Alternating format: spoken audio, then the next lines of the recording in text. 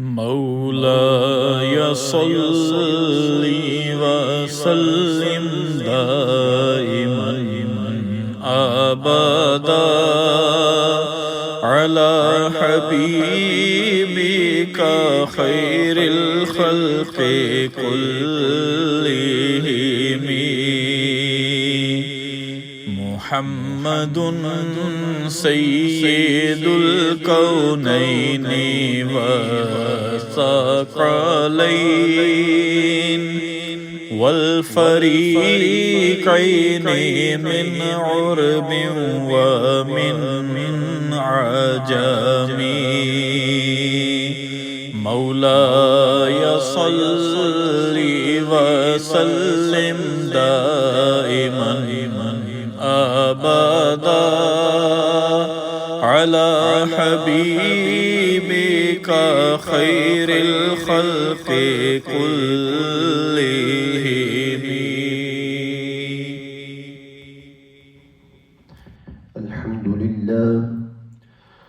الحمد لله نحمده ونستعينه ونستغفره ونؤمن به ونتوكل عليه ونعوذ بالله من شرور أنفسنا ومن سيئات أعمالنا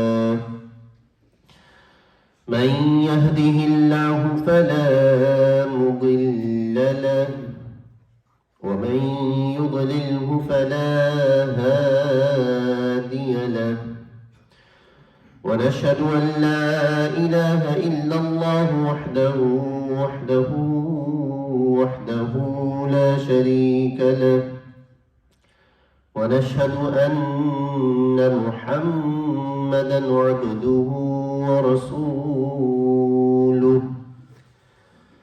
قال الله تبارك وتعالى في القرآن المجيد والفرقان الحميد إن عبادي ليس لك عليهم سلطان صدق الله مولانا العظيم. قال الله تبارك وتعالى في شان حبيبه إن الله وملائكته يصلون على النبي يا أيها الذين آمنوا صلوا عليه وسلموا تسليما.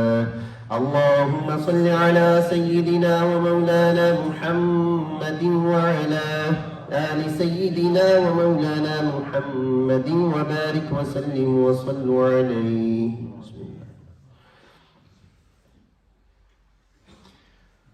اللہ تبارک و تعالیٰ کے فضل و احسان سے اللہ تعالیٰ نے ہمیں ایک مرتبہ پھر یہ موقع عنایت فرمایا ہے کہ ہم اللہ تبارک و تعالیٰ کے گھر میں موجود ہیں اور عقائد کی ہفتہ وار اس نشست کے اندر شریک ہیں. میری دعا ہے اللہ تبارک و تعالیٰ ہم سب کو اس سے فیض لینے کی توفیق نصیب فرمائے. عقائد حقہ، عقائد اہل سنت پر مضبوطی کے ساتھ اللہ تبارک و تعالیٰ ہم سب کو کاربند رہنے کی توفیق نصیب فرمائے اور انہی عقائد حقہ کے ساتھ دنیا سے جانا اللہ تعالیٰ ہم سب کو نصیب فرمائے.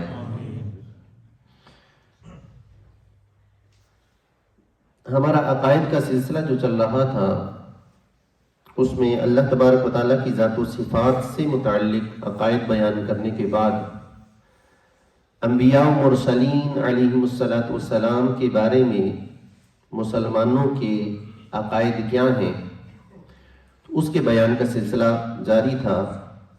اس پر ایک نشست ہماری گزر چکی ہے جس میں ابتدائی عقائد انبیاء و مرسلین کے حوالے سے، ان کی تعداد کے حوالے سے بیان کیے گئے. آج انشاءاللہ عز و جل انبیاء و مرسلین علیہم السلام کے بارے میں ایک خاص عقیدہ جس کو عصمت انبیاء کہا جاتا ہے، یعنی انبیاء کا معصوم ہونا، انبیاء کا گناہوں سے پاک و صاف ہونا، عصمت انبیاء، انبیاء کا معصوم ہونا، اس موضوع پر انشاءاللہ عز و جل آج ہم پوری گفتگو سماعت کریں گے۔ اور یہ عصمت انبیاء کا معاملہ جو ہے، چونکہ بہت سارے لوگ اس میں دھوکہ دہی سے کام چلا رہے ہیں، لوگوں کے عقائد کو بگاڑنے کی کوشش کر رہے ہیں، اس لیے بہت ضروری ہے کہ اس مسئلے کو وضاحت کے ساتھ بیان کر دیا جائے۔ میری یہ گزارش ہے کہ آج کا ہمارا ٹاپک چونکہ انتہائی اہم ہے، میری کوشش یہ ہوگی کہ تمام ضروری مسائل اس ٹاپک کے حوالے سے وہ بیان کر دیے جائیں۔ آپ سے گزارش یہ ہے کہ پوری توجہ کے ساتھ بیٹھنا ہے، اور اللہ تعالیٰ سے دعا ہے اللہ تعالیٰ ہمیں بہترین انداز میں سمجھ کی توفیق بھی نصیب فرمائے، اور ان عقائد کو، صحیح عقائد کو جان کر ان پر مضبوطی کے ساتھ قائم رہنا اللہ تعالیٰ ہم سب کو نصیب فرمائے۔ اللہ تعالیٰ ہم سب کو انبیاء علیہ السلام کی عصمت پر پہرا دینے کی بھی توفیق نصیب فرمائے۔ اللہ تعالیٰ یہ سعادت ہم سب کو نصیب فرمائے۔ ابتداً اللہ تبارک و تعالیٰ کے انبیاء و مرسلین کے معصوم ہونے کے حوالے سے خلیفہ اعلیٰ حضرت مفتی امجد علی اعظمی رحمۃ اللہ تعالی علیہ، صاحب بہار شریعت، آپ بہار شریعت کے حصہ اول کے اندر انبیاء کے معصوم ہونے کے حوالے سے عقیدے کو بیان کرتے ہیں۔ تو ابتدا میں صاحب بہار شریعت کی بہار شریعت سے وہ عبارت پڑھ کر آسان لفظوں میں آپ کے سامنے رکھنا چاہوں گا، تاکہ بنیادی عقیدہ ہماری سمجھ میں آ جائے کہ اللہ تبارک و تعالیٰ کے انبیاء کے معصوم ہونے کا معنی و مفہوم کیا ہے۔ صاحب بہار شریعت لکھتے ہیں، نبی کا معصوم ہونا ضروری ہے، یعنی جو بھی نبی ہے اس کے ساتھ ایک چیز خاص ہے، وہ ہے معصوم ہونا۔ تو جو بھی نبی ہوگا وہ معصوم لازمی ہوگا۔ اسی کو داتا علی حجویری رحمت اللہ تعالی علیہ آپ نے فرمایا کہ عصمت شرط نبوت است، معصوم ہونا یہ نبوت کی شرط ہے، یعنی معصوم ہونا اگر نکال دیا جائے تو نبوت کی نفی ہو جاتی ہے۔ اور اس کے ساتھ یہ بھی معنی ملتا ہے کہ اگر کسی دوسرے کو معصوم ہونا مان لیا جائے تو اس کا نبی ہونا نعوذ باللہ مانا جائے گا۔ تو صرف انبیاء کے بارے میں یہ عقیدہ ہے، اور فرشتوں کے حوالے سے تفصیل انشاءاللہ ذکر کی جائے گی کہ یہ جو معصوم ہونا ہے یہ نبیوں کا خاصہ ہے۔ فرماتے ہیں نبی کا معصوم ہونا یہ ضروری ہے، اور یہ عصمت یعنی یہ معصوم ہونا نبی اور ملک کا خاصہ ہے، یعنی انبیاء اور فرشتوں کا خاصہ ہے۔ انبیاء بھی سارے کے سارے معصوم ہوتے ہیں، اور فرشتے بھی سارے کے سارے معصوم ہوتے ہیں، کہ نبی اور فرشتے کے سوا کوئی معصوم نہیں۔ صرف یہ دو گروہ ہیں پاک گروہ کہ جو معصوم ہیں، ایک انبیاء کا گروہ، ایک فرشتوں کا گروہ۔ تو تمام کے تمام فرشتے معصوم ہیں، تمام کے تمام انبیاء معصوم ہیں۔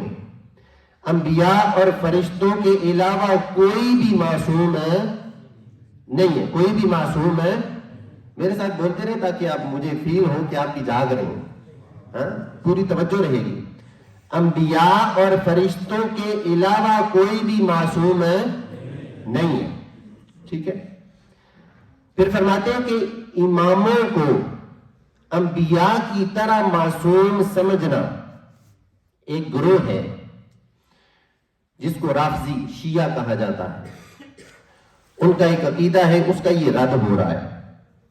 صاحب بہار شریعت فرماتے ہیں کہ اماموں کو انبیاء کی طرح معصوم سمجھنا، یعنی جس طرح انبیاء کے بارے میں یہ عقیدہ ہے کہ وہ معصوم ہوتے ہیں، ایسے ہی کوئی 12 اماموں کے بارے میں اگر عقیدہ رکھتا ہے کہ وہ بھی معصوم ہے، اور میں نے عرض کیا کہ یہ عقیدہ کن کا ہے؟ شیعہ حضرات کا یہ عقیدہ ہے کہ 12 امام کیا ہوتے ہیں؟ معصوم ہوتے ہیں۔ صاحب باری شریعت فرماتے ہیں کہ اماموں کو انبیاء کی طرح معصوم سمجھنا یہ گمراہی اور بددینی ہے۔ تو جو اللہ تعالیٰ کے فرشتوں اور نبیوں کے علاوہ کسی کو بھی معصوم سمجھے وہ سنی نہیں ہے، وہ گمراہ ہے، وہ بددین ہے۔ اچھا، پھر فرماتے ہیں کہ عصمت انبیاء کا معنی کیا ہے؟ انبیاء کے معصوم ہونے کا معنی کیا ہے؟ انبیاء معصوم ہوتے ہیں یہ پتہ چل گیا، فرشتے معصوم ہوتے ہیں یہ پتہ چل گیا، انبیاء اور فرشتوں کے علاوہ کوئی معصوم نہیں یہ پتہ چل گیا۔ انبیاء کے معصوم ہونے کا معنی کیا ہے؟ آپ فرماتے ہیں کہ عصمت انبیاء یعنی انبیاء کے معصوم ہونے کا یہ معنی ہے کہ ان کے لیے حفظ الہی کا وعدہ ہو لیا، یعنی اللہ تبارک و تعالیٰ نے ان کی حفاظت کا وعدہ فرما لیا ہے، جس کے سبب ان سے صدور گناہ شرعاً محال ہے۔ چونکہ اللہ تبارک و تعالیٰ نے ان سے حفاظت کا وعدہ فرما لیا ہے، اب انبیاء سے گناہ کا صادر ہونا یہ محال شرعی ہے، یعنی شرعاً یہ بات کیا ہے؟ محال ہے کہ انبیاء سے گناہ صادر ہو۔ انبیاء سے گناہ صادر نہیں ہوتے، انبیاء گناہگار نہیں ہوتے۔ معصوم ہونے کا معنی یہ۔ پھر فرماتے ہیں بخلاف ائمہ و اکابر اولیاء کے کہ اللہ عز و جل انہیں محفوظ رکھتا ہے، گناہوں سے محفوظ رکھتا ہے۔ تمام ائمہ اہل بیت جو ہیں اور اللہ تبارک و تعالیٰ کے اولیاء جو ہیں یہ معصوم نہیں ہیں، محفوظ ہیں۔ معصوم اور محفوظ میں کیا فرق ہے؟ فرماتے ہیں بخلاف ائمہ و اکابر اولیاء کے کہ اللہ عز و جل انہیں محفوظ رکھتا ہے، یہ گناہوں سے محفوظ ہوتے ہیں، ان سے گناہ ہوتا نہیں ہے، مگر ہو جائے تو شرعاً محال بھی نہیں ہے، یعنی اگر ان سے گناہ ہو جائے تو شرعاً محال نہیں ہے، لیکن ان سے گناہ ہوتا اس لیے نہیں ہے کہ اللہ تبارک و تعالیٰ انہیں محفوظ رکھتا ہے۔ تو ائمہ اور اولیاء کے بارے میں اہل سنت کا عقیدہ و نظریہ یہ ہے کہ یہ شخصیات یہ اللہ تبارک و تعالیٰ کی حفاظت میں ہوتی ہیں، محفوظ ہوتی ہیں، لیکن ان سے گناہ کا صادر ہونا محال شرعی نہیں ہے، ہو سکتا ہے۔ ٹھیک ہے، تو معصوم ہونا اور محفوظ ہونا ان دونوں کے اندر فرق ہے۔ معصومیت کا عقیدہ صرف اللہ تبارک و تعالیٰ کے انبیاء کے ساتھ اور فرشتوں کے ساتھ خاص ہے، کسی دوسرے کو معصوم سمجھنا یہ گمراہی اور بددینی ہے۔ اچھا، شیعہ جو ہے یہ جن اماموں کے بارے میں 12 اماموں کا ذکر آتا ہے کہ ان کو یہ معصوم مانتے ہیں 12 اماموں کو، تو سوال یہ ہوتا ہے کہ جو سنی ہیں ان کا 12 اماموں کے بارے میں کیا عقیدہ و نظریہ ہے؟ دیکھیں، ہم بھی ان کو امام مانتے ہیں، ٹھیک ہے، اور شیعہ بھی ان کو امام مانتے ہیں، سنی بھی امام مانتے ہیں اور شیعہ بھی امام مانتے ہیں، لیکن ہم جس معنی میں ان کو امام مانتے ہیں وہ معنی اور ہے، اور شیعہ جس معنی میں امام مانتے ہیں وہ معنی اور ہے، دونوں میں بہت بڑا فرق ہے۔ لوگ سننے والے یہ سمجھتے ہیں دیکھو سنی بھی تو مانتے ہیں انہیں امام، شیعہ بھی امام مانتے ہیں، تو دونوں ایک طرح امام مانتے ہیں، ایسا نہیں ہے۔ سنی جس معنی کے اندر انہیں امام مانتے ہیں وہ معنی اور ہے، اور شیعہ جس معنی میں انہیں امام مانتے ہیں وہ معنی اور ہے۔ ان ائمہ سے مراد کیا ہے اور ہم انہیں کس معنی میں امام مانتے ہیں وہ تھوڑا سا اس عبارت کے ساتھ میں ایڈ کرنا چاہوں گا۔ 12 اماموں سے مراد پہلے تو یہ سمجھ لیں یہ ائمہ اہل بیت ہیں، عظیم المرتبت شخصیات ہیں، ان کے نام مولا علی کرم اللہ تعالی وجہہ الکریم، امام حسن مجتبی، حسین رضی اللہ تعالیٰ عنہ، زین العابدین رضی اللہ تعالیٰ عنہ، امام محمد باقر، امام جعفر صادق، امام موسیٰ کاظم، امام علی رضا، امام محمد تقی، امام علی نقی، امام حسن عسکری اور امام مہدی رضی اللہ تعالیٰ عنہ جو تشریف لائیں گے، یہ 12 اماموں کے نام ہیں۔ اب سنیوں کا عقیدہ اور نظریہ ان کے بارے میں کیا ہے؟ سنی بھی ان کو امام مانتے ہیں. ہم بھی کہتے ہیں کہ یہ امام ہیں، لیکن امام کن معنوں میں ہے؟ امام ان معنوں میں ہے کہ یہ اللہ تبارک و تعالیٰ کے بڑے برگزیدہ ولی ہیں اور اللہ تبارک و تعالیٰ کا قرب رکھنے والی شخصیات ہیں. اور سنی صرف ان 12 کو امام نہیں مانتا. یہ بھی ایک بات میں واضح کروں، سنی صرف ان اہل بیت کے 12 اماموں کو ہی امام نہیں مانتا، بلکہ سنی کا عقیدہ و نظریہ تو وہ ہے جو اعلیٰ حضرت نے دیا ہے. اعلیٰ حضرت کیا فرماتے ہیں؟ تیری نسل پاک میں ہے بچہ بچہ نور کا، تو ہے عین نور، تیرا سب گھرانہ نور کا. تو ہمارا عقیدہ و نظریہ تو یہ ہے کہ حضور علیہ السلام کے گھرانے کا ہر فرد وہ نور ہے. ہم تو انہیں اپنے سروں کا تاج مانتے ہیں. تو ہم جو ان کو امام مانتے ہیں وہ امام اس اعتبار سے مانتے ہیں کہ یہ شخصیات مقتدائے دین ہیں، پیشوائے دین ہیں، یہ شخصیات اپنے وقت کے امام ہیں، یہ شخصیات غوث ہیں، یہ شخصیات اللہ تبارک و تعالیٰ کی اولیاء ہیں. اللہ تبارک و تعالیٰ نے انہیں گناہوں سے محفوظ رکھا ہے. یہ وہ شخصیات ہیں. ہم انہیں اللہ کا ولی مانتے ہیں، اللہ کا برگزیدہ بندہ مانتے ہیں، ہم انہیں مجتہد مانتے ہیں. یہ بڑی عظمت والی شخصیات ہیں. جبکہ شیعہ ان کو کیسا امام مانتے ہیں وہ ذرا سنیں. شیعہ کا عقیدہ ان کے بارے میں یہ ہے کہ یہ وہ امام ہیں نعوذ باللہ من ذالک کے جو سارے کے سارے معصوم ہیں. کیا مانتے ہیں انہیں؟ معصوم مانتے ہیں. یہ فرق سمجھیں. سنی امام کس معنی میں مانتے ہیں؟ ولی ہونے کے معنی میں، مقتدا و پیشوا ہونے کے معنی میں. اور شیعہ کس معنی میں امام مان رہے ہیں؟ معصوم ہونے کے معنی میں. اور شیعہ کا عقیدہ اور نظریہ یہ ہے کہ یہ ایسے معصوم ہیں جس طرح انبیاء معصوم ہوتے ہیں، بلکہ اس سے بھی آگے کی بات وہ یہ کرتے ہیں کہ سابقہ انبیاء جو ہے نعوذ باللہ من ذالک، یہ امام سابقہ انبیاء سے بھی افضل ہے. ایسے معصوم مانتے ہیں. اور جو بھی شخص غیر نبی کو نبی سے افضل مانے، جو بھی شخص کسی غیر نبی کو کسی نبی سے افضل مانے تو وہ بندہ مومن نہیں ہے، وہ کافر ہے. یہ ہماری عقائد کی بنیادی باتوں میں سے ہے. بلکہ اس کا حوالہ بھی صاحب بحر شریعت نے بھی اس کا حوالہ نقل کیا ہے. آپ فرماتے ہیں کہ انبیاء کرام تمام مخلوق یہاں تک کہ رسول ملائکہ یعنی فرشتوں کے جو رسول ہیں ان سے بھی افضل ہیں. ولی ہم انہیں کیا مانتے ہیں؟ 12 اماموں کو اللہ کا ولی مانتے ہیں. فرماتے ہیں ولی کتنا ہی بڑے مرتبے والا ہو، یہ شخصیات 12 امام بہت بڑے مرتبے والے ولی ہیں، بہت بڑی برگزیدہ شخصیات ہیں. ہم انہیں مانتے ہیں، اللہ کا ولی مانتے ہیں، پیشوائی دین مانتے ہیں. تو صاحب بحر شریعت فرماتے ہیں ولی کتنا ہی بڑے مرتبے والا ہو، کسی نبی کے برابر نہیں ہو سکتا. جو کسی غیر نبی کو کسی نبی پر کسی نبی سے افضل یا کسی نبی کے برابر بتائے ایسا شخص کافر ہے. ایسا شخص کیا ہے؟ کافر ہے. تو یہ امام ہم بھی ان کو مانتے ہیں لیکن اولیاء ہونے کے معنی میں، اور شیعہ ان کو کس معنی میں مانتے ہیں؟ معصوم ہونے کے معنی میں. اور ان کا عقیدہ و نظریہ جو ان کی کتابوں کے اندر موجود ہے، اعلیٰ حضرت رحمۃ اللہ تعالی علیہ فتاوی رضویہ شریف جلد 14 کے اندر پورا ایک رسالہ لکھا، اس کے اندر بھی اس عقیدے کو واضح فرمایا کہ شیعوں کا عقیدہ ہے کیا 12 اماموں کے بارے میں. وہ فرماتے ہیں کہ یہ 12 اماموں کو اسی طرح معصوم مانتے ہیں جس طرح اہل سنت و جماعت اہل حق جو ہے وہ انبیاء کو معصوم مانتے ہیں. اور غیر نبی کو معصوم ماننا یہ جائز نہیں ہے. اور نبی سے افضل مان لینا یہ کیا ہے؟ کفر ہے، صریح کفر ہے. ٹھیک ہے، تو یہ تھوڑی سی وضاحت یہاں پر ضروری تھی جو میں نے کر دی.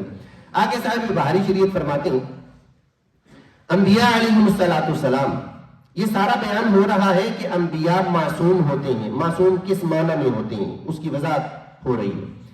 فرماتے ہیں کہ انبیاء علیہ السلام شرک و کفر سے اور ہر ایسے امر سے، ہر ایسے معاملے سے جو مخلوق کے لیے باعث نفرت ہو، یعنی جس سے مخلوق نفرت کرتی ہو، مخلوق جس کو برا سمجھتی ہو، ہر ایسا کام انبیاء علیہ السلام اعلان نبوت سے پہلے بھی اور اعلان نبوت کے بعد بھی ایسے سارے کاموں سے پاک ہوتے ہیں. انبیاء نہ کفر کر سکتے ہیں، نہ انبیاء شرک کر سکتے ہیں، نہ کوئی ایسا کام کرتے ہیں جو مخلوق جس کام کو پسند نہیں کرتی. مثال کے طور پر انبیاء جھوٹ نہیں بولتے، مثال کے طور پر انبیاء خیانت نہیں کرتے، انبیاء جہل اور اس طرح کی جو بری صفات ہے، ساری بری صفات سے اللہ کے انبیاء کیا ہوتے ہیں؟ پاک و صاف ہوتے ہیں. اسی طرح صاحب بہاری شریعت فرماتے ہیں کہ انبیاء خلاف مروت کاموں سے بھی پاک ہوتے ہیں. خلاف مروت کام وہ کہ جو مروت کے خلاف ہوتے ہیں. جو بھی صاحب مرتبہ صاحب مقام ہوتا ہے وہ ایسے وہ گناہ تو نہیں ہوتے، لیکن ایسے کام کرنا کوئی بھی صاحب عزت شخص اس کو مناسب نہیں سمجھتا. تو انبیاء ایسے کاموں سے بھی پاک ہوتے ہیں. قبل نبوت، اعلان نبوت سے پہلے بھی اور اعلان نبوت کے بعد بھی بالاجماع انبیاء کیا ہے؟ معصوم ہے. پھر گناہوں کا معاملہ صاحب بہاری شریعت فرماتے ہیں اور کبائر سے یعنی کبیرہ گناہوں سے بھی مطلقاً انبیاء معصوم ہوتے ہیں کہ انبیاء کبیرہ گناہ ہرگز ہرگز ہرگز نہیں کر سکتے. اور فرمایا حق یہ ہے کہ تعمد صغائر سے بھی یعنی جان بوجھ کر صغیرہ گناہ کرنے سے بھی انبیاء کیا ہیں؟ معصوم ہیں. قبل نبوت یعنی اعلان نبوت سے پہلے بھی جان بوجھ کر صغیرہ گناہ نہیں کر سکتے، اور اعلان نبوت کے بعد بھی انبیاء جان بوجھ کر صغیرہ گناہ نہیں کر سکتے. تو نہ کبیرہ گناہ کر سکتے ہیں، نہ جان بوجھ کر صغیرہ گناہ ان سے سرزد ہوتے ہیں. یہ ہے انبیاء کے معصوم ہونے کا معنی. انبیاء اور فرشتوں کے علاوہ یہ سبق ہے جس کو یاد کرنا ہے. انبیاء اور فرشتوں کے علاوہ کوئی بھی معصوم ہے، چاہے کوئی بڑے سے بڑا صحابی ہو، چاہے کوئی ائمہ اہل بیت میں سے ہو یا اہل بیت میں سے کوئی بڑی بزرگ ہستی ہو، کوئی بھی ہو، اللہ کے فرشتوں اور نبیوں کے علاوہ کوئی معصوم ہے نہیں ہے. یہ بالکل دو ٹوک نظریہ ہے. اور جو کسی غیر نبی کو، فرشتے اور انبیاء کے علاوہ کسی کو بھی معصوم کہہ رہا ہو تو ایسا شخص کیا ہے؟ گمراہ ہے، بددین ہے، وہ سنی. یہ یاد کرنے کی بات ہے. یہ بڑی خاص وجہ ہے، میں اس پر زور دے رہا ہوں. خاص وجہ ہے اس کی. جو شخص بھی فرشتوں اور انبیاء کے علاوہ کسی بھی اور ہستی کو، تو کوئی بھی ہو، تو کسی بھی اور ہستی کو معصوم کہے، ایسا شخص سنی نہیں ہے. کیونکہ سنیوں کا عقیدہ اور نظریہ کیا ہے کہ انبیاء اور فرشتوں کے علاوہ کوئی معصوم نہیں ہے. اب عصمت کا معنی کیا ہے؟ اس کا لغوی اور اصطلاحی معنی یہ بھی تھوڑا سا سمجھ لیں. یہ دیکھیں تھوڑی سی گاڑی، یہ تھوڑی سی بحث ہے، اس کے اندر کچھ عبارتیں میں آپ کو پڑھ کے سنا رہا ہوں، لیکن یہ انتہائی اہم چیزیں ہیں. ٹھیک ہے، تو 2-3 عبارتیں آپ کو سنانی ہیں جو انتہائی اہم ہیں کہ انبیاء کے معصوم ہونا. یہ ہم نے عام فہم الفاظ کے اندر اس کا نظریہ عقیدہ کیا ہے، صاحب بہاری شریعت نے کیا لکھا وہ ہم نے سنا ہے. اب معصوم ہونے کا، عصمت کا لغوی معنی کیا ہوتا ہے اور اصطلاحی معنی کیا ہوتا ہے، اور پھر ہم انبیاء کو جو معصوم سمجھتے ہیں اس کی تھوڑی سی ڈیٹیل اور پھر اس پر کچھ دلائل ہیں وہ سننے کی سعادت حاصل کریں گے. اللہ کرے کہ بات ہمارے دلوں تک پہنچ جائے. اللہ کرے کہ یہ باتیں ہمیں یاد رہیں تاکہ ہمارے عقیدے کے ساتھ کوئی کسی قسم کا چھیڑ چھاڑ کوئی نہ کر سکے. اب آئیے عصمت کا لغوی اور اصطلاحی معنی کیا ہے، معصوم ہونے کا لغوی اصطلاحی معنی. اس حوالے سے، اس کی تعریف کے حوالے سے، لغوی اور اصطلاحی معنی کے حوالے سے چند باتیں سماعت کر لیں. حضرت علامہ ابن منظور افریقی رحمت اللہ تعالی علیہ یہ لسان العرب کے اندر یہ عصمت کا لغوی معنی بیان کرتے ہیں کہ عصمت یعنی انبیاء کا معصوم ہونا، یہ عصمت اس کا لغوی معنی کیا ہے. کہتے ہیں العصمت فی کلام العربی المنع. کلام عرب میں عصمت کا لغوی معنی ہوتا ہے روکنا، المنع روکنا. وعصمت اللہ عبدہ ان یعصمہ مما یوبقہ، اور جب اللہ کی عصمت کا بندے سے تعلق ہو، یعنی یہ کہا جائے کہ اللہ تبارک و تعالیٰ نے کسی کو معصوم بنایا ہے، تو اس کا معنی کیا ہوتا ہے؟ کہتے ہیں اس کا معنی یہ ہوتا ہے ان یعصمہ مما یوبقہ، اس کا معنی یہ ہوتا ہے کہ اللہ تبارک و تعالیٰ اپنے بندے کو ہر اس چیز سے محفوظ رکھتا ہے، بچا لیتا ہے جو چیز ہلاک کرنے والی ہو. تو ہر ایسی چیز سے اس بندے کو محفوظ کر لیا جاتا ہے، بچا لیا جاتا ہے جو ہلاک کرنے والی ہو، اور ہلاک کرنے والی سب سے بڑی چیز گناہ ہے. تو پتہ چلا جو معصوم ہوگا اس سے گناہ سرزد نہیں ہو سکتا. یہ ہے اس کا لغوی معنی. اس کا اصطلاحی معنی وہ بھی سمجھ لیجئے. اصطلاحی معنی کے حوالے سے علامہ سعد الدین تفتزانی رحمۃ اللہ تعالی علیہ یہ شرح عقائد نسبیہ کے اندر اس کا اصطلاحی عصمت کا اصطلاحی معنی بیان کرتے ہیں. وہ فرماتے ہیں وحقیقت العصمت اللہ يخلق اللہ تعالی فی العبد الذنب مع بقاء قدرته واختیارہ، وهذا معنى قولهم في لطف هي اللطف من الله تعالى يحمله على فعل الخير ويزجره عن الشر مع بقاء اختیار تحقیقا للابتلاء. فرماتے عصمت کی حقیقت کیا ہے؟ معصوم ہونے کی حقیقت یہ ہے کہ اللہ تعالی بندے میں اس کی قدرت اور اختیار کے باوجود، یہ بات سمجھنے کی ہے، ایسا نہیں ہے کہ اللہ تبارک و تعالیٰ نے انبیاء کو معصوم بنایا تو ان کے اندر سے گناہ کی قدرت اور طاقت چھین لی ہے، ایسا نہیں ہے. فرمایا کہ اللہ تبارک و تعالیٰ بندے میں اس کی قدرت اور اختیار کے باوجود گناہ پیدا نہ کرے. اس عصمت کا معنی یہ ہے. تو پتہ چلا کہ انبیاء کو گناہ کرنے کی قدرت اور طاقت ان سے چھینی نہیں جاتی، بلکہ گناہ کی طاقت اور قدرت ان کے اندر موجود ہونے کے باوجود اللہ تبارک و تعالیٰ انہیں گناہوں سے پاک رکھتا ہے. اور فرمایا اسی کے قریب تعریف یہ ہے کہ عصمت اللہ تبارک و تعالیٰ کا وہ لطف، وہ کرم ہے جو بندے کو اچھے کاموں پر ابھارتا ہے اور برے کاموں سے روکتا ہے، باوجود اس کے کہ بندے کو گناہ پر اختیار ہوتا ہے تاکہ بندہ کا مکلف ہونا صحیح ہو. یہ تھوڑی سی بات سمجھیں کہ انبیاء علیہ السلام جو بھی نیک اعمال کرتے ہیں اس پر انہیں ثواب دیا جاتا ہے، ٹھیک ہے، اور گناہوں سے بچنے پر بھی انہیں ثواب دیا جاتا ہے. نیک عمل پر ثواب اسے دیا جاتا ہے، گناہوں سے بچنے پر ثواب اسے دیا جاتا ہے جو مکلف ہو. ہم اگر کوئی نیک عمل کریں تو ہمیں ثواب دیا جاتا ہے، ہم اگر گناہ سے رکتے ہیں تو ہمیں ثواب ملتا ہے. اس کی وجہ کیا ہے کہ ہم کیا ہیں؟ مکلف ہے، شریعت کے احکامات کے مکلف ہے. اسی طرح انبیاء مکلف بھی ہیں اور معصوم بھی ہیں.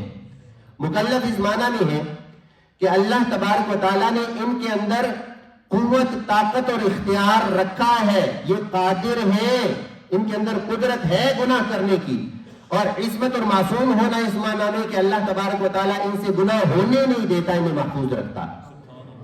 یہ ہے مکلف ہونے اور معصوم ہونے کا معنی کہ انبیاء مکلف بھی ہیں اور معصوم بھی ہیں. قدرت، طاقت، اختیار ہونے کے باوجود یہ گناہ کی طرف نہیں جاتے کیونکہ اللہ تبارک و تعالیٰ نے انہیں معصوم بنا دیا. ان کی حفاظت کا ذمہ اللہ تبارک و تعالیٰ نے لے لیا ہے. اچھا، یہ تھی لغوی اور اصطلاحی معنی کے حوالے سے گفتگو. اب چند مختصر وقت کے اندر چند دلائل آپ کے سامنے رکھتا ہوں کہ انبیاء علیہ السلام معصوم ہیں. اس کی دلیل کیا ہے؟ اس کو سمجھنے سے پہلے ایک بات سمجھ لیں کہ اللہ تبارک و تعالیٰ کی جو انبیاء ہیں ان کے حوالے سے ہمارا عقیدہ و نظریہ جیسے کہ بیان ہوا کہ اللہ تبارک و تعالیٰ کے انبیاء جو ہیں یہ گناہوں سے کیا ہوتے ہیں؟ پاک ہوتے ہیں. کبیرہ گناہ ان سے سرزد ہو ہی نہیں سکتا. اور صغیرہ گناہ دو طرح کا ہوتا ہے. ایک ہے صغیرہ گناہ وہ جو جان بوجھ کر کیا جائے. تو اللہ تبارک و تعالیٰ کے انبیاء جان بوجھ کر صغیرہ گناہ بھی نہیں کر سکتے. ہاں، امام راضی نے اس بات کو تفسیر کبیر کے اندر لکھا ہے کہ سہون صغیرہ گناہ، سہون نسیانن صغیرہ گناہ کی طرف یہ جا سکتے ہیں، لیکن وہ سہون صغیرہ جو ہوتا ہے اسے گناہ سے تعبیر کرنا یہ درست نہیں ہے، بلکہ اسے کہیں گے کہ خلاف اولا بات کی طرف چلے گئے. یا جسے اجتہادی خطا کہتے ہیں کہ ان سے اجتہادی خطا سرزد ہو گئی، کسی نبی سے گناہ کا صدور ہوا، یہ بات کہنا درست نہیں ہے۔ یہ بات اس پر میں زور دے رہا ہوں اس وجہ سے کہ آپ نے بھی کچھ جملے سنے ہوں گے۔ حضرت سیدنا آدم علیہ السلام کے بارے میں لوگ بڑی عجیب و غریب قسم کی بات کر دیا کرتے ہیں، ان کو نعوذ باللہ ان کی طرف گناہ کی نسبت کر دیتے ہیں، حضرت سیدنا آدم علیہ السلام کی طرف۔ یہ بڑا سخت معاملہ ہے، اللہ کے انبیاء کی طرف گناہ کی نسبت کرنا یہ جائز نہیں ہے۔ ہاں ان سے جو بعض معاملات سرزد ہوئے وہ اجتہادی خطا ہے، اور اجتہادی خطا جو ہوتی ہے وہ گناہ نہیں ہوتا بلکہ اس پر ثواب مرتب ہوتا ہے، اللہ تبارک و تعالیٰ اس پر ثواب عطا فرماتا ہے۔ اب اللہ تبارک و تعالیٰ کے انبیاء معصوم ہیں، قرآن سے اس کی دلیل کو سمجھیے۔ مفتی احمد یار خان نعیمی رحمۃ اللہ تعالی علیہ، آپ نے تفسیر نعیمی کے اندر چند دلائل کو ذکر کیا ہے، میں وہاں سے کچھ دلائل آپ کے سامنے رکھنا چاہتا ہوں۔ سب سے پہلے یہ بات سمجھیے کہ یہ جو گناہوں سے انبیاء کا پاک ہونا ہے یہ کیسے ہے؟ لیکن جو بھی گناہ کرتا ہے تو وہ شیطان کے بہکانے سے گناہ کرتا ہے۔ گناہ کون کرواتا ہے؟ شیطان کرواتا ہے۔ کون کرواتا ہے؟ شیطان گناہ کرواتا ہے۔ اب شیطان اگر خود کہہ دے، جو گناہ کرواتا ہے وہ اگر خود مان جائے کہ اللہ کے خاص بندوں پر میرا کوئی طاقت قوت میری چلتی نہیں ہے، اللہ کے خاص بندوں پر خود مان جائے، پھر اللہ تبارک و تعالیٰ بھی ارشاد فرما دے شیطان سے کہ تو بہکا سکتا ہے لیکن میرے خاص بندوں پر تیرا زور نہیں چلے گا، اور وہ خود خاص بندے بھی یہ کہہ دیں کہ ہم گناہ نہیں کر سکتے، ہم نافرمانی نہیں کر سکتے، ہم وہ کام نہیں کر سکتے جس سے بندوں کو روک رہے ہو، تو اب بتائیے کیا یہ سارے دلائل اس بات پر دلالت نہیں کرتے کہ اللہ تبارک و تعالیٰ کے انبیاء معصوم ہوتے ہیں، ان سے گناہ کا صدور نہیں ہو سکتا؟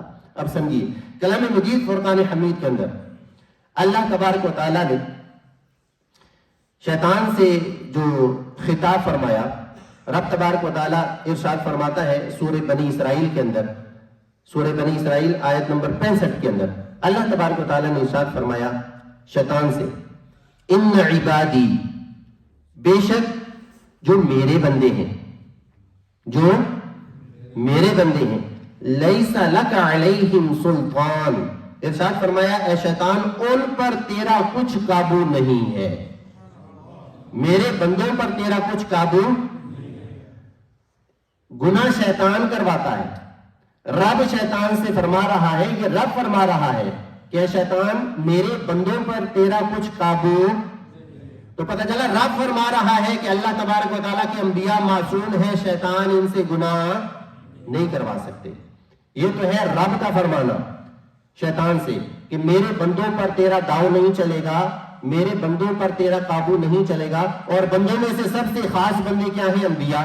تو انبیاء کو شیطان بہکا نہیں سکتا، انبیاء سے شیطان گناہ کروا نہیں سکتا۔ اب آئیے ایک اور مقام پر جہاں شیطان خود اقرار کر رہا ہے، وہ خود اقرار کر رہا ہے کہ اے مولا تیرے خاص بندوں پر میرا داؤ نہیں چلے گا، یعنی تیرے خاص بندوں کو میں بہکا نہیں سکوں گا۔ اس کی پوری تفصیل ہے کہ جب اللہ تبارک و تعالیٰ سے شیطان نے مہلت مانگی، یہ ہے سورہ صاد، سورہ صاد کی آیت نمبر 73 سے لے کر 83 تک کی آیات کو ملاحظہ فرمائیں۔ یہ شیطان کے ساتھ مکالمہ ہے۔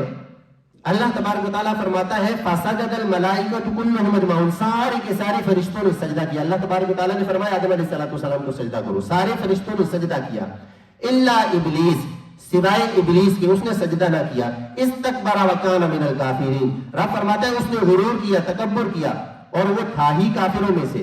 قالا، اب اللہ تبارک و تعالیٰ نے شیطان سے فرمایا یا ابلیس، اے ابلیس، ما منعک ان تسجد لما خلقت بیدی، فرمایا ابلیس تجھے کس چیز نے روکا کہ تو اس کے لیے سجدہ نہ کرے جسے میں نے اپنے ہاتھوں سے بنایا ہے، اپنے دست قدرت سے بنایا ہے، تو نے اسے سجدہ نہیں کیا، کس چیز نے تجھے روکا ہے؟ استکبرت ام کنت من العالین، اللہ تبارک و تعالیٰ نے فرمایا کہ کیا تجھے غرور آ گیا یا تو تھا ہی مغروروں میں سے؟ تجھے کس چیز نے روکا کہ جب میں نے حکم دیا تھا کہ سجدہ کرو تو نے سجدہ نہ کیا؟ قال، شیطان نے کیا جواب دیا؟ انا خیر منہ، میں آدم علیہ السلام سے بہتر ہوں. خلقتنی من نار وخلقتہ من طین، دلیل بھی دے رہا ہے، کہتا ہے میں بہتر اس وجہ سے ہوں کہ تو نے مجھے آگ سے بنایا ہے، وخلقتہ من طین، اور آدم کو تو نے مٹی سے بنایا ہے. قال، اللہ تبارک و تعالیٰ نے فرمایا فخرج منہا. نبی کے گستاخ کے بارے میں دیکھو، اللہ تبارک و تعالیٰ کا انداز بھی دیکھو. فرمایا فخرج منہا، کہ میری جنت سے نکل جا، میری جنت سے نکل جا. فخرج منہا، نکل جا. فإنک رجیم، بے شک تو لعنتی ہو گیا ہے. تو کیا ہو گیا؟ ہم بھی کیا کرتے ہیں؟ اعوذ باللہ پڑھتے ہیں نا، دن رات صبح و شام شیطان پر لعنتیں بھیج رہے ہیں. تو انبیاء کی گستاخی کے سبب سے یہ لعنتی ہوا ہے. فرمایا وَإِنَّ عَلَيْكَ لَعْنَتِي إِلَى يَوْمِ الدِّينِ، اور بے شک تجھ پر میری لعنت ہے قیامت تک کے لیے. پھر قال، اب شیطان کہنے لگا ربی فَأَنذِرْنِي إِلَى يَوْمِ يُبْعَثُونَ، بولا اے میرے رب ایسا ہے تو مجھے مہلت دے اس دن تک کے اٹھائے جائیں، یعنی قیامت کے دن تک مجھے مہلت دے دے کہ مجھے موت نہ آئے. قال فإنك من المنذرين، اللہ تبارک و تعالیٰ نے فرمایا کہ تجھے تو مہلت والوں میں سے، یعنی تجھے مہلت دی گئی. اس نے یہ مہلت مانگی کہ مولا مجھے موت نہ آئے قیامت تک، تو مجھے مہلت دے، میں کروں گا کیا؟ فرمایا اللہ تبارک و تعالیٰ نے فرمایا فإنك من المنذرين، تو مہلت والوں میں سے ہے. إلى يوم الوقت المعلوم، اس جانے ہوئے وقت کے دن تک. قال، اب شیطان کیا کہتا ہے؟ یہ سننے والی بات ہے. شیطان نے کہا فبعزتی کا، کہنے لگا اے میرے رب تیری عزت کی قسم، لأغوینہم اجمعین، میں ان سب کو گمراہ کروں گا. آدم علیہ السلام اور ان کی اولاد کے بارے میں کیا کہتا ہے؟ لأغوینہم اجمعین، میں ان سب کو گمراہ کروں گا، الا عبادک منہم المخلصین، مگر جو ان میں تیرے چنے ہوئے بندے ہیں ان پر میرا کوئی داؤ نہیں چلے گا. یہ شیطان کیا خود کہہ رہا ہے؟ شیطان کہہ رہا ہے میں انہیں گمراہ کروں گا، لیکن جو تیرے چنے ہوئے بندے ہیں، جو تیرے خاص بندے ہیں، ان پر میرا داؤ نہیں چلے گا. اب آپ بتائیں کہ اللہ تبارک و تعالیٰ کی چنے ہوئے اور خاص بندے انبیاء ہیں یا نہیں ہیں؟ تو شیطان خود اقرار کر رہا ہے کہ مولا تیرے خاص بندوں پر میرا داؤ نہیں چلے گا. اور رب تبارک و تعالیٰ نے بھی شیطان سے فرما دیا ان عبادی لیس لک علیہم سلطان، کہ میرے خاص بندوں پر تیرا قابو نہیں ہوگا. تو پتہ چلا اللہ تبارک و تعالیٰ کے انبیاء سے گناہ کا صدور نہیں ہو سکتا، کیونکہ شیطان ان پر قابو نہیں پا سکتا، شیطان کا ان پر اختیار نہیں چلتا. اسی طرح خود اللہ تبارک و تعالیٰ کے انبیاء میں سے حضرت نوح علیہ السلام نے کیا فرمایا؟ حضرت صالح علیہ السلام نے حضرت صالح علیہ السلام نے فرمایا وما اريد ان اخالفكم الى ما انهاكم عنه، فرمایا کہ لوگوں جس بات سے میں تم کو روکوں اس کو خود کرنے کا کبھی خیال بھی نہ کرنا کہ میں خود اس کو کرنے لگوں گا. تو انبیاء لوگوں کو گناہوں سے بچانے کے لیے آتے ہیں، تو ایسا ممکن ہی نہیں ہے کہ خود گناہ کرنے لگ جائیں. صحیح ہے؟ تو شیطان خود اقرار کر رہا ہے کہ اللہ کے نبیوں پر خاص چنے ہوئے بندوں پر میرا اختیار نہیں ہے. اللہ تعالیٰ بھی فرما رہا ہے کہ اے شیطان میرے خاص بندوں پر تیرا اختیار نہیں ہے. یہ سارے دلائل دلالت کرتے ہیں اس بات پر کہ اللہ تبارک و تعالیٰ کے انبیاء معصوم ہوتے ہیں، ان سے کسی قسم کا گناہ سرزد نہیں ہو سکتا. ٹھیک ہے؟ اب ایک بات اس کے اندر اور وہ سمجھ لیجیے. حضرت سیدنا آدم علیہ نبینا علیہ السلام کے حوالے سے بعض لوگ اپنی گفتگو کے اندر بڑے سخت جملے بول جاتے ہیں اور ان کی طرف گناہ کی نسبت کر دیتے ہیں. وہ میں جملے نہیں دہرا سکتا کہ لوگ کیا کہتے ہیں. صحیح ہے؟ بڑے سخت قسم کے جملے اور بڑی بے باکی کے ساتھ حضرت آدم علیہ السلام کا تذکرہ کرتے ہوئے گناہوں کی نسبت آدم علیہ السلام کی طرف کر دیتے ہیں. جب کسی بندے کے گناہ گار ہونے کا ذکر ہوتا ہے نا، وہ بندہ جی گناہ کا خطا کا پتلا ہے، جی گناہ ہو جاتا ہے، تو پھر اس کی دلیل کے طور پر نعوذ باللہ وہ حضرت سیدنا آدم علیہ السلام کی طرف گناہ کی نسبت کرتے ہوئے یہ سمجھتے ہوئے کہہ رہے ہوتے ہیں کہ ان سے گناہ ہوا، نعوذ باللہ، یا انہوں نے اللہ تعالیٰ کی نافرمانی کی. اب یہ سمجھیے کہ کلام مجید فرقان حمید کے اندر اللہ تبارک و تعالیٰ نے بعض مقامات پر اپنے پیاروں کی طرف معصیت کے الفاظ کی نسبت فرمائی ہے رب تبارک و تعالیٰ نے.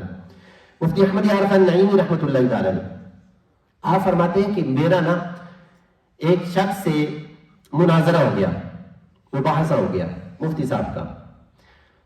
وہ شخص کیا کہنے لگا، اس دور میں بھی اس طرح کے لوگ موجود ہیں، صحیح ہے. وہ شخص کہنے لگا کہ نہیں جی، اللہ کے نبی جو ہوتے ہیں نا ان سے گناہ ہوتا ہے، ان سے گناہ ہوتا ہے. اور دلیل کے طور پر قرآن کی چند آیتیں پیش کی اور کہنے لگا دیکھو رب فرما رہا ہے کہ فلاں نبی سے معصیت والا معاملہ ہوا. اب یہ اس کا ترجمہ، اس لفظ کا ترجمہ گناہ بنتا ہے، اس لفظ کا ترجمہ معصیت بنتا ہے، اس لفظ کا ترجمہ نافرمانی بنتا ہے. تو جب قرآن کے اندر آ گیا یہ والا لفظ اور اس کا معنی گناہ بنتا ہے، اس کا معنی نافرمانی بنتا ہے، تو پھر ہم کیسے کہہ سکتے ہیں کہ اللہ تبارک و تعالیٰ کے نبی سے گناہ نہیں ہوتا؟ تو وہ مصر تھا اس بات پر کہ اللہ کے نبیوں سے گناہ ہوتا ہے.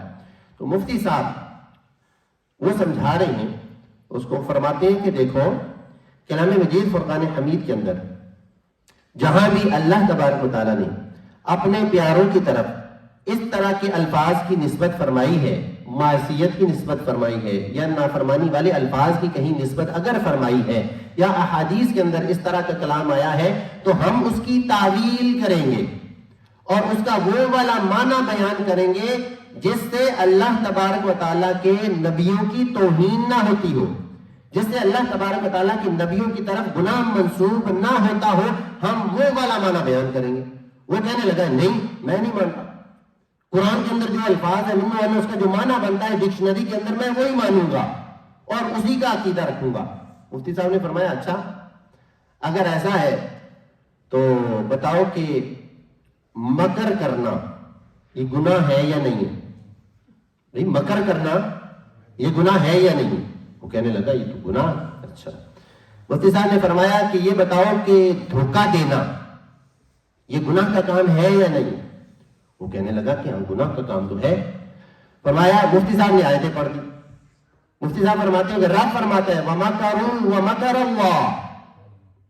اب یہاں پر اللہ تبارک و تعالی نے مکر کا لفظ استعمال فرمایا ہے، اس کا ترجمہ کیا کرو گے؟ کیا نعوذ باللہ اللہ تبارک و تعالی مکر فرماتا ہے؟ نعوذ باللہ من ذلک.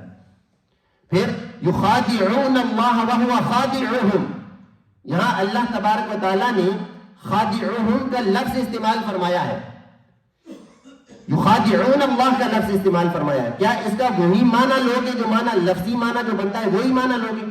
کہنے لگا نہیں نعوذ باللہ من ذلک، اللہ تبارک و تعالیٰ کے بارے میں ایسی کون بات کر سکتا ہے؟ اچھا پھر کیا معنی لوگے؟ کہتا ہے اس کا معنی یوں ہم اس کے اندر تعویل کریں گے کہ کہیں اللہ کی شان میں گستاخی نہ ہو جائے. تو مفتی صاحب فرماتے ہیں جیسے اللہ کی شان میں گستاخی ہو جائے تو کفر ہو جاتا ہے، ایسے ہی اللہ کے نبی کی شان میں بھی گستاخی ہو جائے تو کفر ہو جاتا ہے. تو جس طرح وہاں تعویل کرو گے اسی طرح اللہ تبارک و تعالیٰ کے انبیاء کے بارے میں جو آیتیں آئی ہیں، جو الفاظ ذکر کیے گئے ہیں، ان کے معانی کو بیان کرتے ہوئے بھی تعویل کرنی ہوگی تاکہ گناہوں کی نسبت اللہ تبارک و تعالیٰ کے انبیاء کی طرف نہ ہو جائے.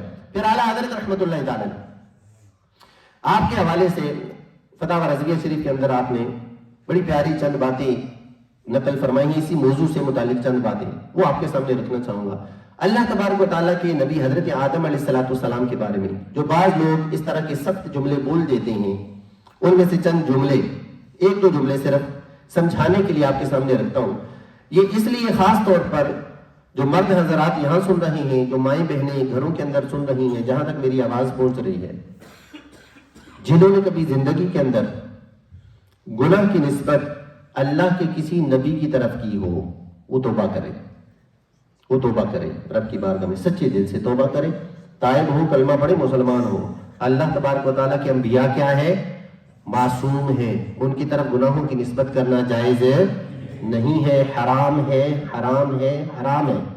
اب سنیے کفریہ کلمات کے اندر، یہ میرے امیر اہل سنت کی کتاب ہے، اس کے اندر ایک سوال ہے، اس کا جواب لکھا ہوا کہ یہ کہنا کیسا ہے کہ کوئی شخص اگر یہ کہے کہ جب اللہ عز و جل نے آدمیوں کو دنیا میں بسانا ہی تھا تو پھر حضرت سیدنا آدم علیہ السلام کو قربانی کا بکرا کیوں بنایا؟ نعوذ باللہ من ذالک۔ اس کے اندر دو کفر ہیں، دو کفر۔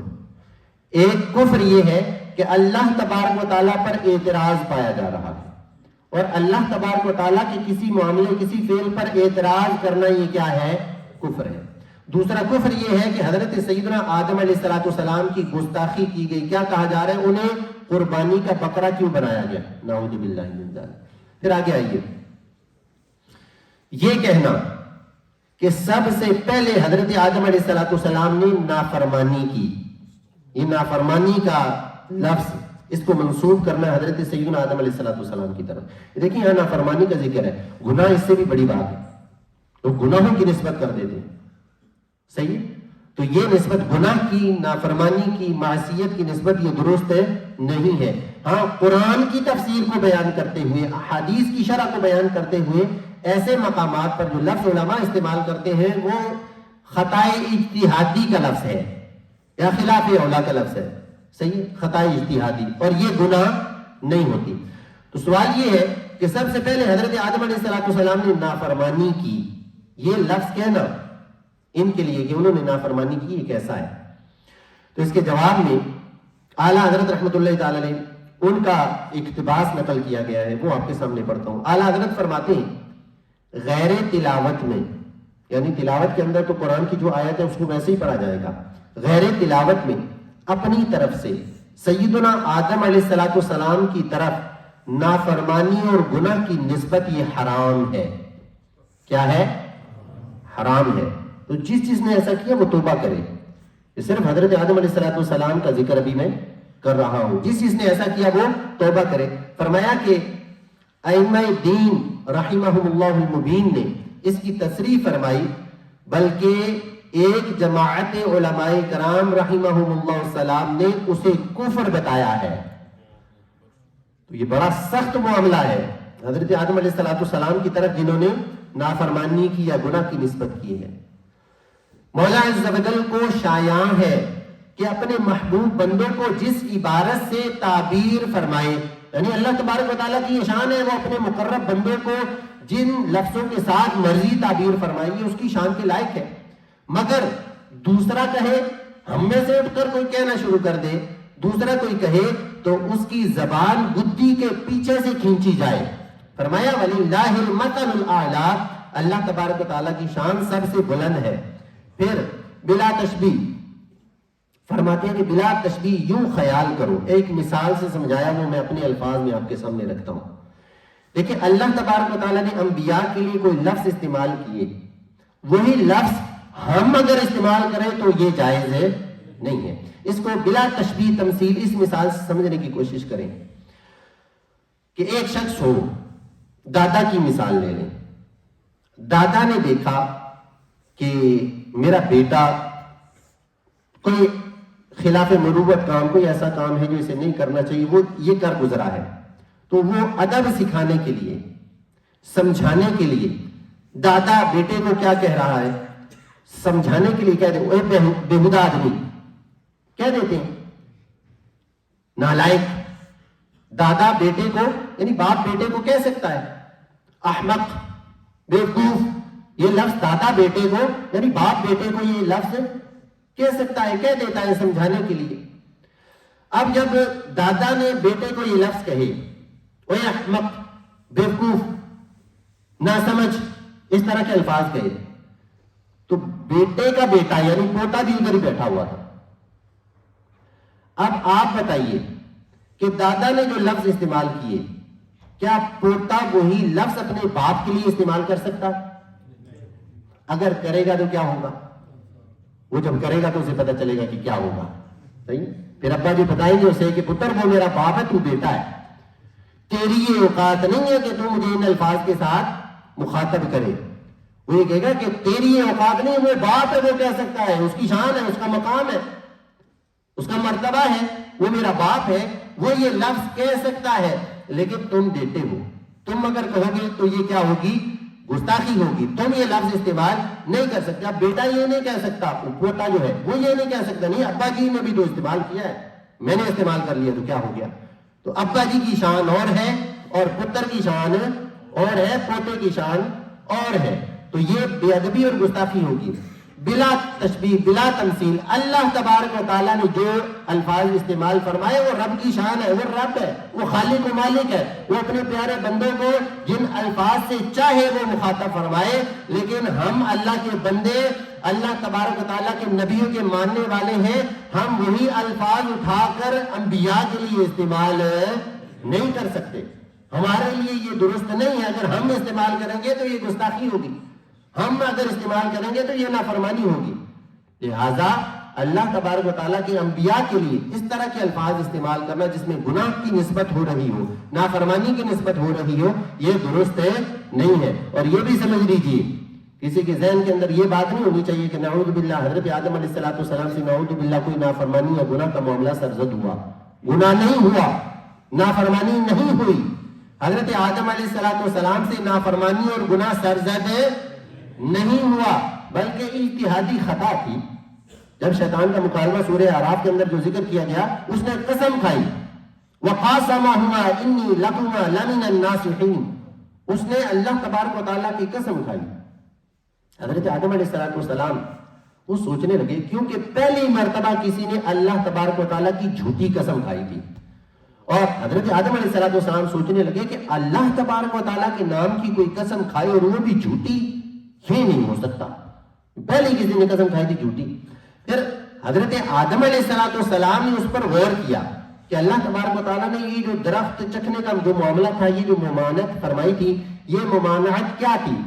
تحریمی تھی یا تنزیہی تھی؟ یہ معاملہ کیا تھا؟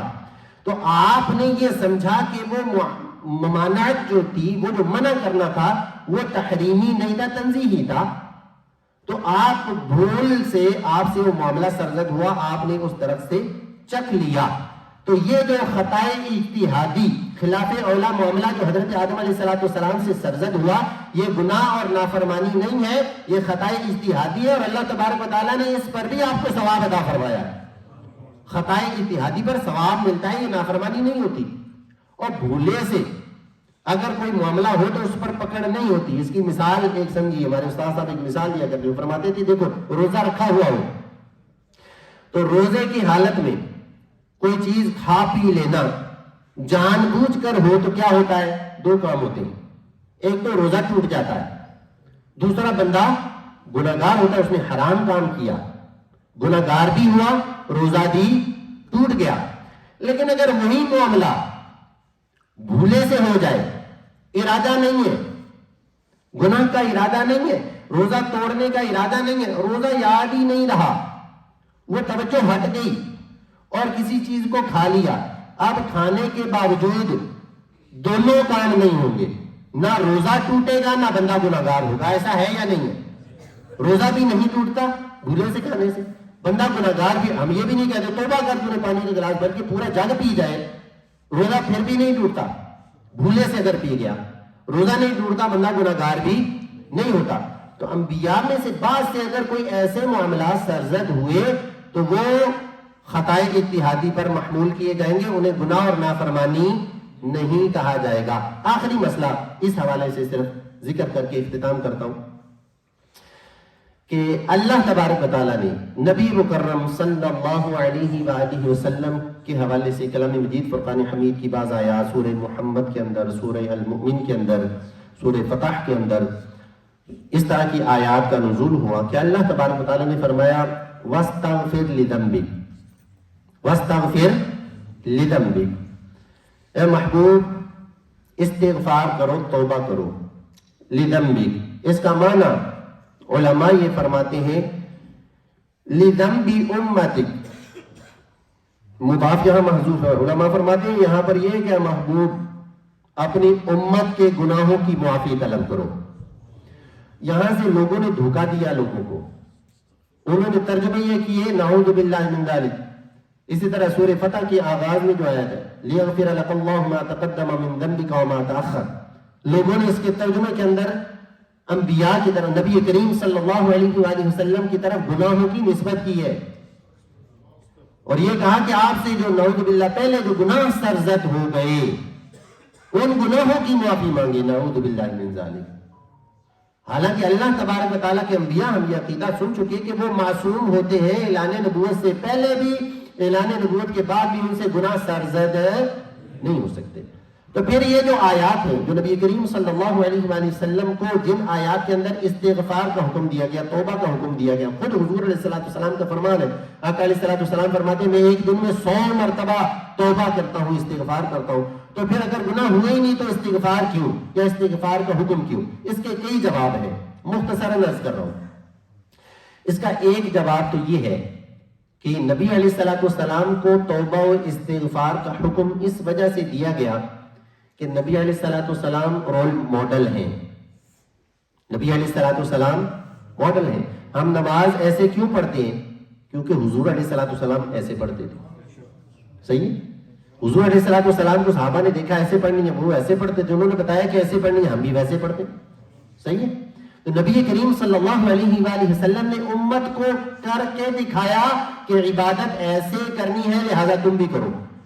تو اللہ تبارک و تعالیٰ نے نبی کریم صلی اللہ علیہ وآلہ وسلم کو جو استغفار کا حکم ارشاد فرمایا، اس کے اندر مقصد امت کو تعلیم کرنا تھا کہ محبوب تم توبہ و استغفار کرو تاکہ امت کو پتہ چلے کہ اللہ کی بارگاہ میں توبہ کر کے معافی مانگنی کیسے ہے، وہ طریقہ امت کو پتہ چل جائے، وہ سیکھ جائے امت۔ اس لیے فرمایا کہ اے محبوب تم استغفار کرو تاکہ صحابہ کو پتہ چلے، پھر صحابہ کے ذریعے سے تابعین کو پتہ چلے، پھر امت کو پتہ چلے کہ گناہوں سے معافی مانگنی کیسے۔